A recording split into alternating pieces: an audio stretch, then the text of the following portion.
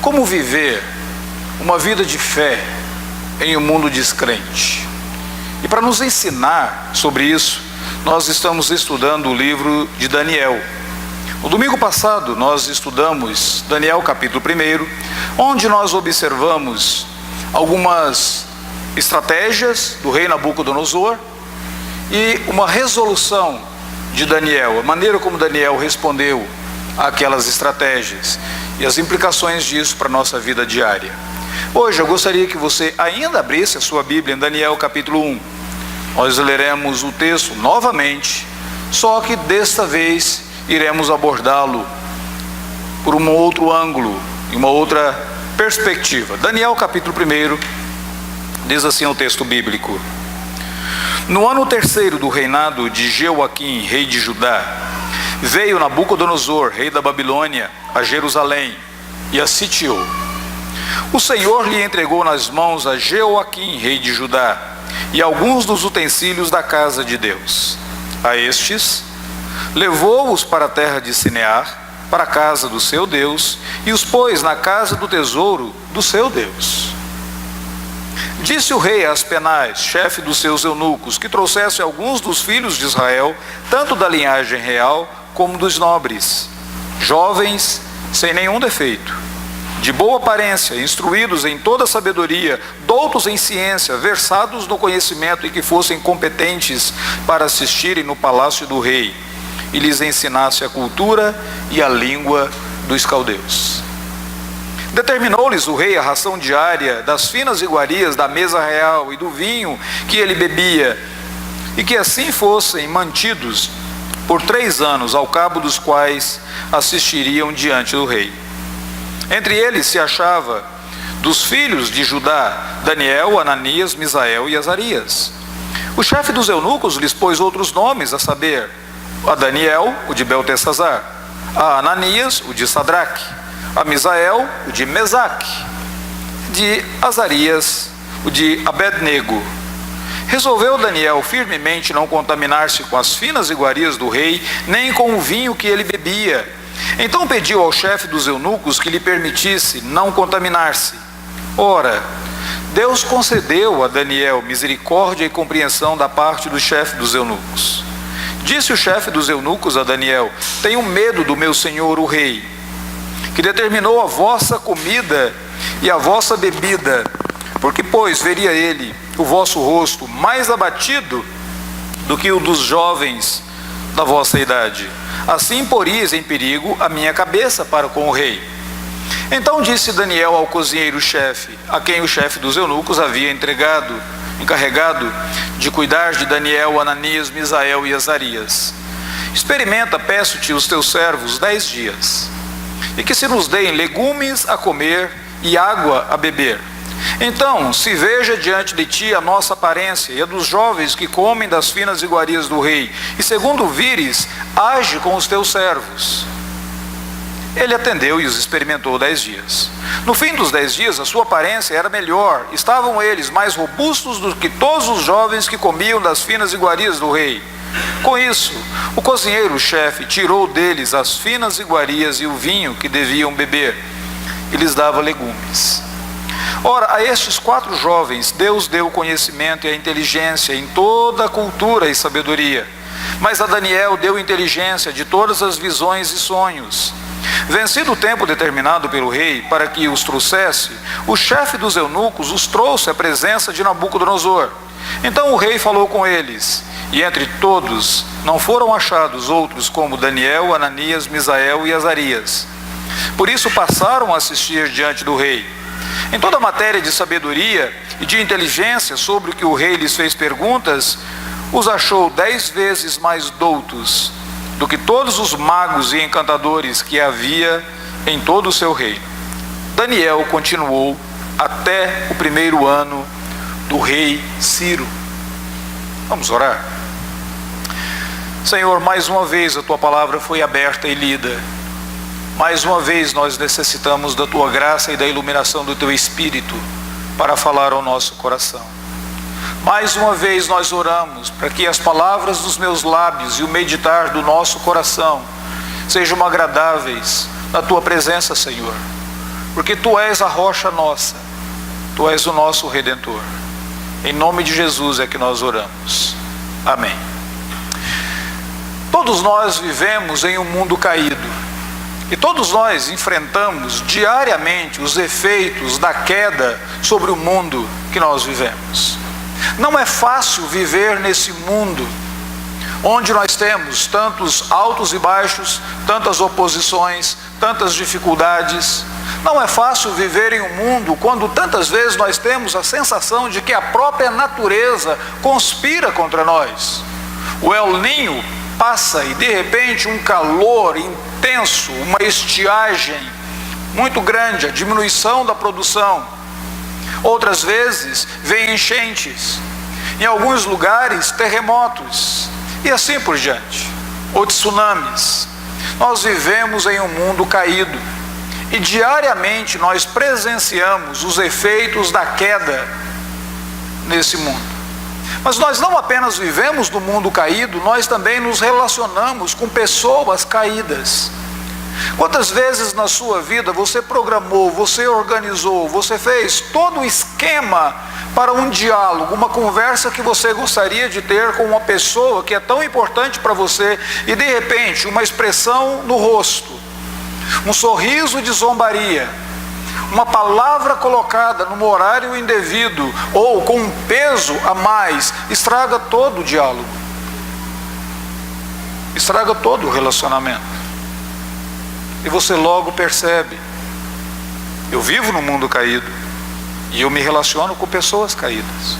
Ou quem sabe aquela experiência de você sair de casa com todo o planejamento de chegar no trabalho no momento certo, sem nenhuma preocupação, e eis que de repente, por displicência tua, você simplesmente fecha o motorista que está atrás de você ou do teu lado, e logo você já recebe tantos adjetivos que você nem imaginava que eles existiriam.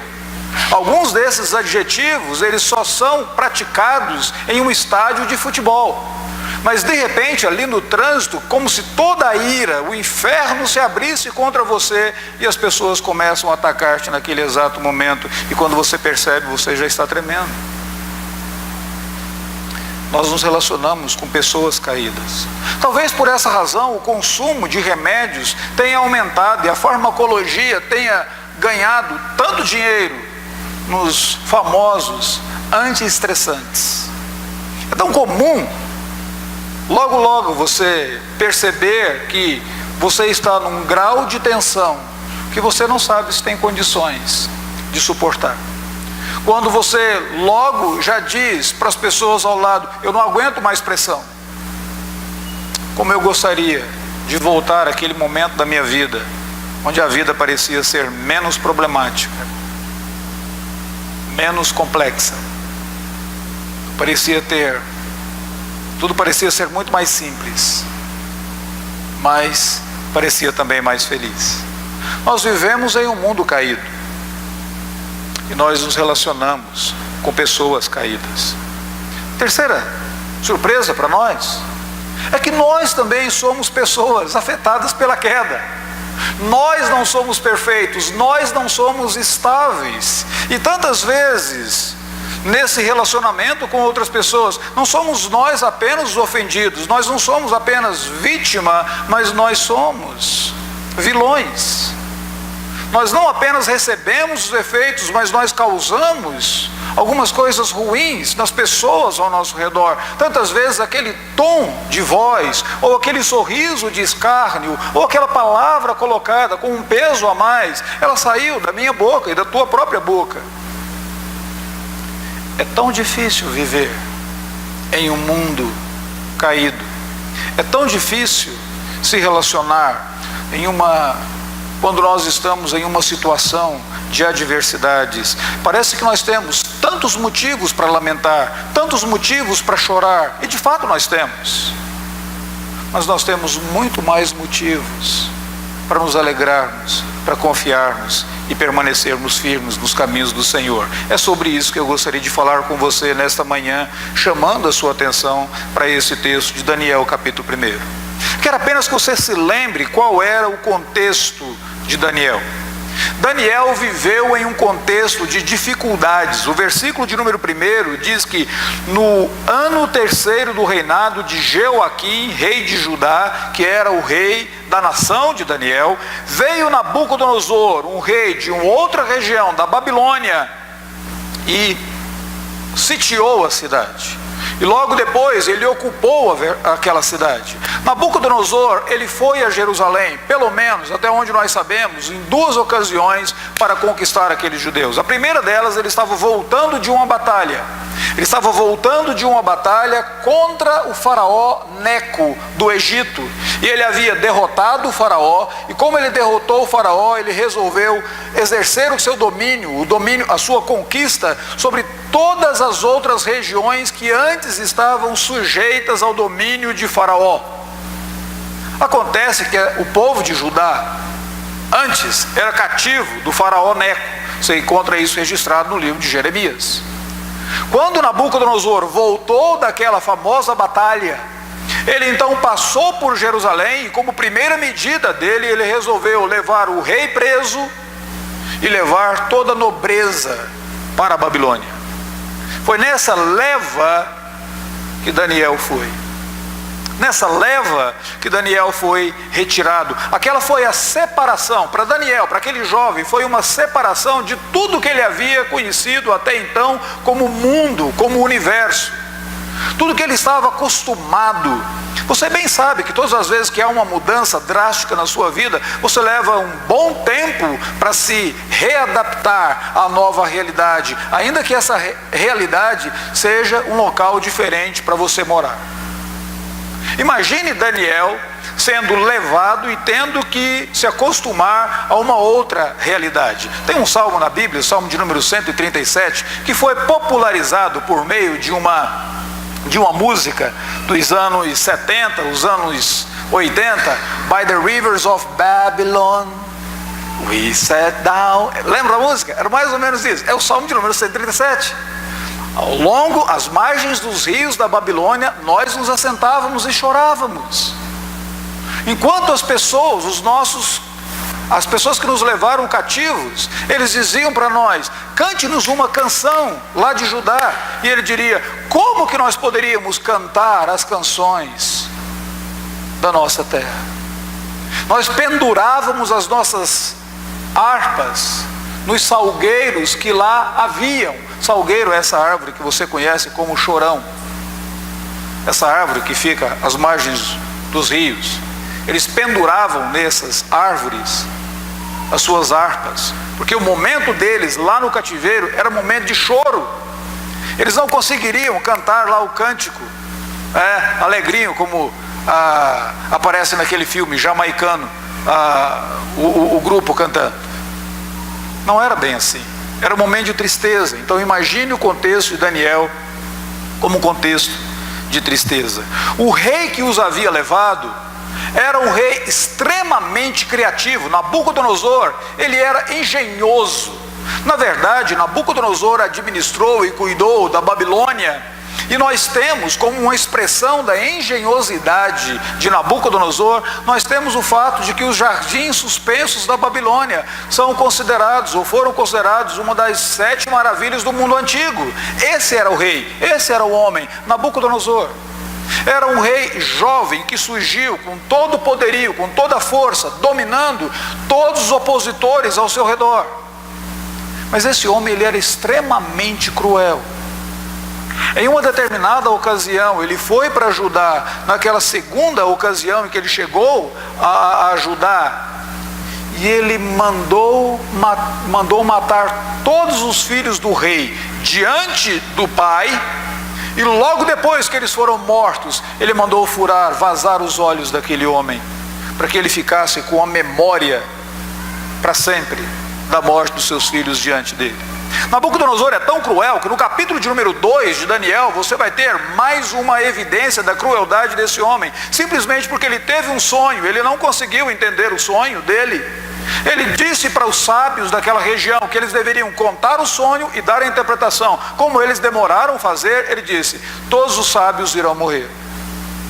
Não fosse Daniel, e Deus conceder graça a Daniel, Não apenas Daniel, seus amigos, mas também todos os outros sábios da Babilônia seriam exterminados pela crueldade daquele homem. Ou quem sabe, o capítulo de número 3, nós temos uma outra evidência da crueldade de Nabucodonosor, capítulo 3 de Daniel, porque naquele momento ele mandou construir uma estátua, ele colocou música e ele disse para as pessoas que todos deveriam adorar aquela estátua. Como os 3 amigos de Daniel não o fizeram, ele mandou lançá-los numa fornalha acesa. E ele mandou colocar mais fogo, e mais fogo, e mais fogo naquela fornalha, de tal forma que quando as pessoas foram lançar os 3 amigos de Daniel na fornalha, aqueles que estavam jogando-os, aqueles 3 homens, eles morreram, foram queimados pelo fogo. Era um homem cruel, atos de crueldade. Esse era o contexto de Daniel. Para piorar um pouco a situação, lembra que Daniel, quando ele foi entre os cativos, ele deveria ser muito jovem. Se você olhar no versículo de número 21, do capítulo 1 que nós lemos, diz que Daniel continuou até o primeiro reinado do rei Ciro. Ou seja, ele ficou no reinado de Nabucodonosor, ele ficou no reinado de Belsazar, e depois ele fica no reinado do rei Ciro. Ele permanece até ali. Isso dá mais ou menos um período de 70 anos. Daniel deveria ter, no momento que ele conclui, não diz quando ele morreu, mas logo depois que os judeus são libertados e eles voltam para Jerusalém, Daniel deveria ter mais de 80 anos, 80 e poucos anos. E isso significa o seguinte, que quando ele foi levado cativo, ele era muito jovem. Versículo de número 4 do capítulo 1 que nós lemos, diz que dentre aqueles que foram levados para a Babilônia, eles deveriam ser jovens sem nenhum defeito, de boa aparência, instruídos em toda sabedoria, doutos em ciência, jovem. E a palavra que aparece aqui é realmente alguém moço. Alguns comentaristas dizem que provavelmente Daniel foi para Jerusalém como um adolescente ainda. Agora imagine você na sua adolescência, quando você não consegue compreender algumas coisas que acontecem com você, ou quando você não conseguiu compreender algumas coisas que aconteceram com você lá na sua adolescência. Por que meu pai morreu? Por que minha mãe não estava presente? Por que meus irmãos, ou por que minha família nunca atentou para as minhas necessidades? Por que eu tive que lidar com tantas limitações? Por que eu fui zombado? Por que eu fui alvo de bullying? Por que isso? Por que aquilo? Por que aquilo outro? Existem psicólogos e mais psicólogos ganhando a vida, tentando ajudar pessoas cuja adolescência foi uma adolescência muito problemática devido às privações que elas tiveram. Pense agora no caso de Daniel.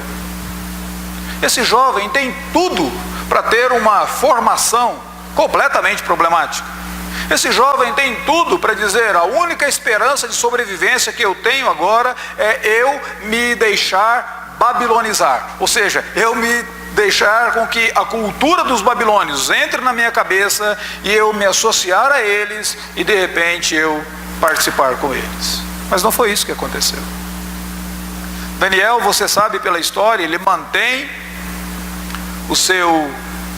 a sua fé, ele mantém o seu compromisso com Deus e ele permanece firme em meio a todas as adversidades. Versículo de número 21 diz: Daniel continuou até o primeiro ano do rei Ciro. Ele permanece orando. Em outro texto, capítulo de número 6 de Daniel, você vai notar que ele mantém a sua vida de oração em dias. Ele permanece lendo as escrituras sagradas. Você vai notar no capítulo de número 9, quando ele faz uma oração, no capítulo 9, ele diz que ele entendeu pelos escritos dos profetas quanto tempo deveria durar o cativeiro dos judeus lá na Babilônia. Oração, leitura bíblica, comunhão com os irmãos. Olha o capítulo de número 2, ele está sempre nesse círculo de comunhão. Ananias, Misael e Azarias. Ele não abandona esse contato e ele não deixa de testificar da sua fé, do seu compromisso em Deus. Como ele pôde fazer tudo aquilo e permanecer firme mesmo em um contexto de adversidades? Como que eu e você podemos permanecer firmes e até mesmo crescer espiritualmente? Não é apenas você ser preservado, mas é crescer espiritualmente em um ambiente que não é propício ao crescimento espiritual. Como aqueles problemas que nos assolam, familiares, no trabalho, sonhos que são frustrados, a despeito de todas as frustrações ou dificuldades, nós não apenas permanecemos firmes, mas nós podemos crescer e florescer espiritualmente. Existem 3 coisas nesse texto que nós precisamos atentar, e eu não vou ficar tanto tempo nelas, mas eu gostaria de mostrá-las a você nesta manhã. Cada uma delas está em um dos parágrafos. Se você observar bem, esse capítulo de Daniel, ele é dividido em 3 partes. Se você notar, cada negrito que aparece aí, ele aponta para uma das divisões do capítulo. Do versículo de número 1, você tem um negrito na palavra N, no ano 3º do reinado de Jeoaquim, e ele vai até o versículo de número 7. No versículo de número 8 aparece um outro negrito, quando na palavra R, ou na letra R, resolveu Daniel firmemente não contaminar-se. E o último aparece no 17, no O. Ora, a estes 4 jovens Deus deu conhecimento. São 3 partes. E o que une essas 3 partes no capítulo 1 de Daniel é a ação e a intervenção de Deus. Nessas 3 partes você sempre vai notar algo que Deus faz. Versículo de número 2, da primeira parte. O Senhor lhe entregou nas mãos a Jeoaquim. Aqui está falando que Deus entregou o rei Jeoaquim nas mãos de Nabucodonosor, e Daniel está dizendo, isso foi um ato de Deus, foi iniciativa de Deus.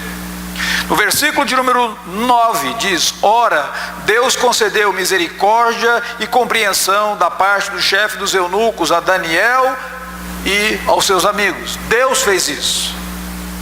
Deus abriu essa porta. Deus concedeu essa graça. Deus abençoou dessa maneira. No versículo de número 17, ora, a estes 4 jovens Deus deu o conhecimento e a inteligência em toda a cultura e sabedoria. Aqui estão 3 lições básicas para mim e para você, de como é que nós podemos suportar as adversidades e ainda florescer na nossa vida espiritual. A primeira delas é ter uma perspectiva clara da soberania de Deus em tudo o que acontece ao nosso redor. Incrível que Daniel poderia ter dito o seguinte: Nabucodonosor foi lá e conquistou Jerusalém. E ele estava correto, ele estaria correto se ele tivesse dito isso. Mas ele diz, antes disso ser um poderio de Nabucodonosor, ele não teria conseguido fazer isso se Deus não lhe tivesse entregue nas mãos a Jeoaquim.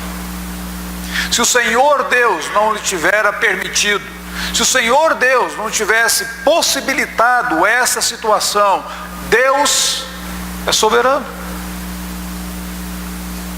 Aqui é uma coisa muito difícil para entendermos, porque tantas vezes é fácil você perceber a soberania de Deus quando você está sendo abençoado, quando você está sendo alegrado, você canta, você ora e diz, ó Deus, Tu és o Rei dos Reis.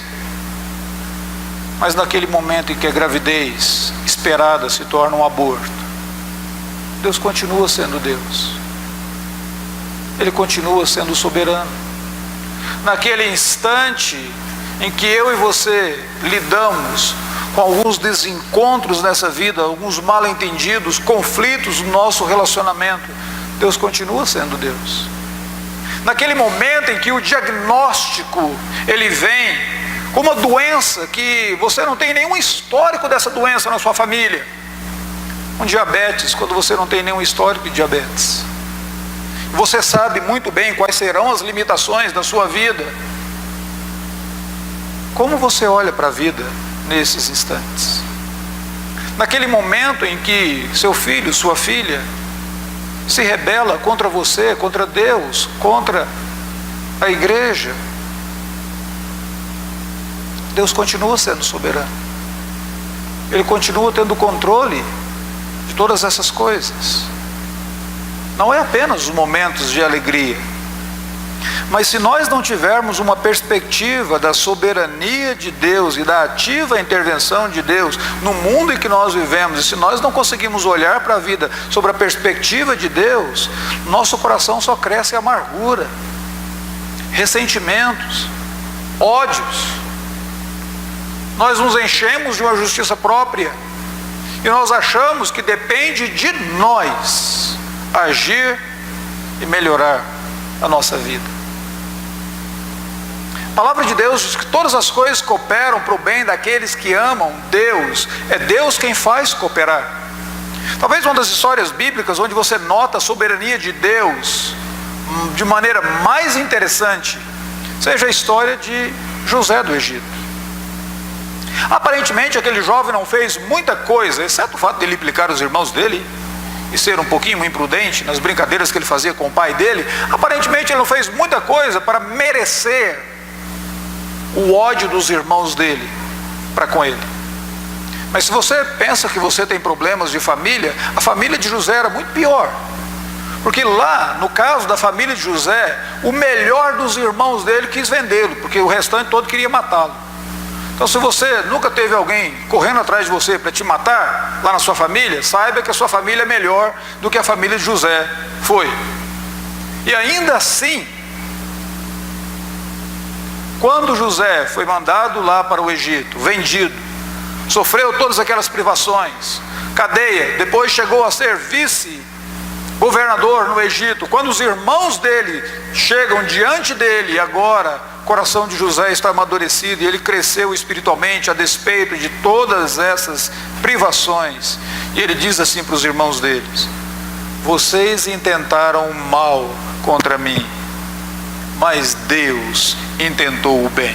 Existiam dois planos aqui nesse universo. O plano de vocês era me destruir, o plano de vocês era de fato me matar, mas o plano de Deus era me manter com vida para que eu pudesse manter a vida de vocês e a vida da nação e a vida do povo, onde haveria de nascer o Redentor vivo na face da terra. Sabe o que José está fazendo? Ele está olhando para a vida sob a perspectiva de Deus. Sabe o que Daniel está fazendo aqui nesse texto? Ele está olhando para os acontecimentos piores da vida dele sob a perspectiva de Deus. Deixa eu aplicar isso aqui na minha vida e na sua vida. Você jovem que está aqui hoje, e alguns que nos ouvem e nos assistem até mesmo pela internet, muitas vezes você se pergunta: por que eu tenho um pai como eu tenho? Por que eu tenho uma mãe desse jeito e que não consegue me entender e fazer as coisas que eu quero? Deus sabia muito bem de qual pai você precisaria, de qual mãe você precisaria. Muitas vezes você pai, você mãe, pensa assim: por que Deus me deu esse filho ou essa filha? Por que eu estou passando por essa ou aquela aflição com meu filho e com a minha filha? Na soberania de Deus, o Senhor Deus tem um propósito para a tua vida, tem um propósito para você, e o plano de Deus é que você cresça e floresça espiritualmente a despeito da situação angustiante, assim como foi para Daniel. Assim como foi para Daniel. O Senhor Deus está ativo e a mão dele governa a história. Nós não chegamos ao fim da história, por isso nós não compreendemos o fim do momento que nós estamos passando. Segunda coisa que é importante você lembrar, versículo de número 9, a compreensão das intervenções bondosas de Deus na nossa vida. Versículo de número 9 diz que Deus concedeu a Daniel misericórdia e compreensão da parte do chefe dos eunucos. Esse versículo está dizendo o seguinte: Deus foi bondoso com Daniel, e Deus permitiu que Daniel obtivesse a bondade por parte dos eunucos. Isso significa que o Senhor Deus, Ele intervém na minha vida, Ele intervém na sua vida, mostrando bondade, graça, misericórdia, e muitas vezes Ele faz isso por meio de outras pessoas. Essa compreensão das intervenções bondosas de Deus na nossa vida, na nossa existência, Eu vou lembrar outras histórias bíblicas para você compreender melhor isso. A história do povo de Israel lá no Egito, quando o faraó decretou que todas as crianças fossem mortas. Aqui é uma coisa bem interessante. As parteiras se atrasavam, e quando elas chegavam lá, as crianças já estavam nascidas, e elas não matavam aquelas crianças, e elas diziam assim para Faraó, que as mulheres hebreias eram mais fortes, e por isso a criança já estava viva, e isso impediu que muitos hebreus do sexo masculino fossem mortos. Porque se todos os hebreus do sexo masculino fossem mortos, de onde viria o Redentor? Aqui você tem uma intervenção graciosa de Deus. Deus concedeu graça ao povo dele por meio da ação, da intervenção daquelas parteiras. Deixa eu lembrar uma outra história bíblica para você, talvez essa você se lembre menos. Está lá no livro dos Reis. Em uma determinada ocasião, um dos reis do povo de Judá, lá em Jerusalém, ele se casou com uma das filhas do rei Acabe, cuja esposa de Acabe era Jezabel, era aquela missionária de Satanás que veio lá dos Sidônios e tentou instruir e instaurar o culto a Baal em todo o povo de Israel. A filha daquela mulher, tão maldosa quanto ela, havia se casado com um rei da família de Davi. O problema é que aquele rei morreu. E no momento em que aquele rei morreu, a rainha, filha da Jezabel, agora que estava ali no trono, decidiu matar todos da linhagem real, inclusive os filhos dela. Todos. Havia uma criancinha que foi tomada pela irmã, que saiu com ele escondido e escondeu aquele menino. Mais tarde esse menino vai se revelar como o rei Josias, um dos melhores reis em Jerusalém. Sabe, na verdade, aquela jovem que nós não sabemos o nome dela, ela salvou o Natal. Já pensou nisso?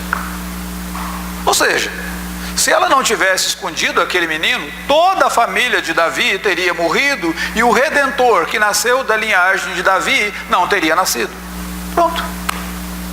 Achou graça e misericórdia, intervenções bondosas e graciosas de Deus ao longo de toda a história. E eu poderia multiplicar tantos outros exemplos na Bíblia Sagrada, mas eu gostaria de trazer para a sua própria vida. Quantas vezes, nos momentos de maior angústia que você passa, uma palavra, uma pregação, uma música, uma pessoa que aborda você com graça, é suficiente para que você não pereça em meio às suas dificuldades? Como que eu vou suportar as adversidades nesse mundo caído? Entendendo que o Senhor Deus age bondosamente, concedendo graça e bondade, inclusive por meio de outros. Em último lugar, versículo de número 17, é a terceira ocasião em que aparece sobre Deus. Diz que Deus concedeu conhecimento e inteligência em toda a cultura e sabedoria a Daniel e aos seus amigos. Aqui você tem o reconhecimento de que a intervenção de Deus é quem te capacita. Deus é quem concede os dons necessários para você viver, para você falar, para você trabalhar, para você agir. A nossa suficiência, ela vem de Deus. Incrível, porque muitas vezes nós falamos assim: veja o que eu consegui pela minha própria habilidade. Uma das expressões mais ateístas que poderiam existir. Só que é um ateísmo prático. você não está dando a Deus a glória devida. Porque a Escritura Sagrada diz que o Senhor Deus é quem concede a mim e a você todos os dons e talentos que nós precisamos. No caso de Daniel, conhecimento, inteligência em toda a cultura e sabedoria. E esse conhecimento, inteligência e cultura é que serão instrumentos de Deus para que Daniel permaneça até o reinado de Ciro 70 anos depois.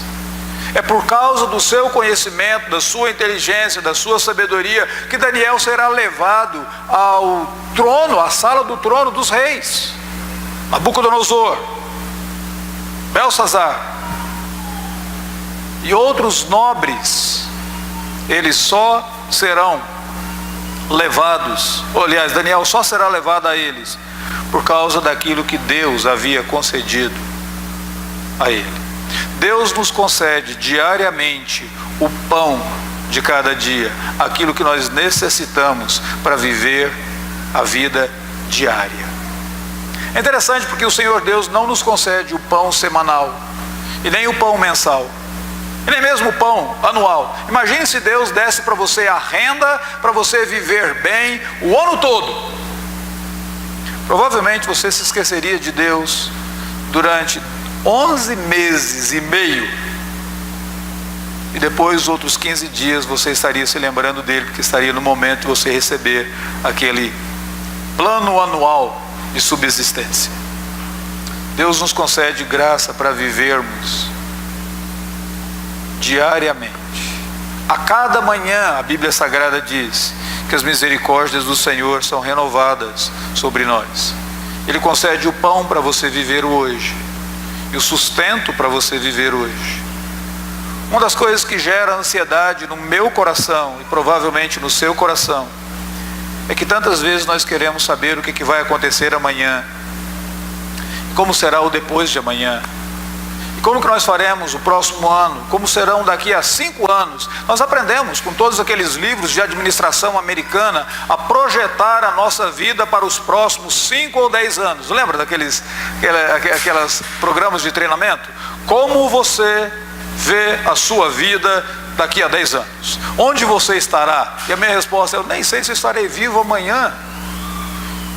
Eu posso lembrar do hoje, eu posso lembrar do agora, eu posso orar e dizer: Senhor, o pão nosso de cada dia nos dê hoje, me dê graça para eu viver o hoje, Senhor Deus, e amanhã eu peço de novo. E a tua palavra diz que as tuas misericórdias, elas se renovam sobre nós, porque o Senhor nos concede, intervém concedendo o que é necessário para a nossa subsistência. 3 princípios muito importantes para lidarmos com as nossas adversidades. Olhar para a vida sob a perspectiva de Deus. Entender a graça que o Senhor Deus concede a nós, até mesmo por meio de outros. São intervenções sempre graciosas de Deus conosco. E perceber a maneira como Deus nos capacita diariamente para vivermos a cada dia, a cada dia. Foi dessa forma que os grandes servos de Deus viveram no passado, e foi dessa forma que o nosso Redentor viveu.